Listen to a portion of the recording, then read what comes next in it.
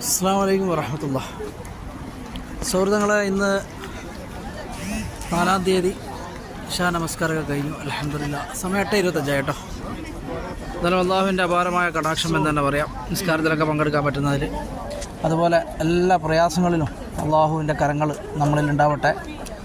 അതുപോലെ തന്നെ പടച്ചവൻ്റെ കാരുണ്യം നമ്മൾക്ക് എപ്പോഴും ഉണ്ടാവട്ടെ. അതുപോലെ പ്രയാസങ്ങളും ദുഃഖങ്ങളൊക്കെ ഉള്ള കുറേ ആൾക്കാരുണ്ട്. അവരുടെയൊക്കെ പ്രയാസങ്ങളും ദുഃഖങ്ങളൊക്കെ മാറ്റി സന്തോഷങ്ങളും നിരാത്രങ്ങൾ അള്ളാഹു പ്രദാനം ചെയ്യുമാറാകട്ടെ. ആമീൻ യാ റബ്ബൽ ആലമീൻ.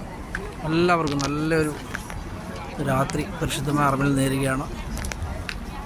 നിസ്കാരമൊക്കെ കഴിഞ്ഞു കേട്ടോ. എത്ര മനോഹരമാണ് പരിശുദ്ധമായ ഹറം. പ്രത്യേകിച്ചിട്ട് അസുഖങ്ങൾ കൊണ്ട് പരീക്ഷിക്കാതിരിക്കട്ടെ നമ്മളെയൊക്കെ. കുറച്ചിറങ്ങി എത്രയോ നമ്മുടെ ആൾക്കാരുണ്ട് പ്രയാസപ്പെടുന്നവർ. അവരിലൊക്കെ അള്ളാഹുവിൻ്റെ കനിവ് ഇറങ്ങട്ടെ എന്ന് പ്രത്യേകമായിട്ട് ദുആ ചെയ്യണം.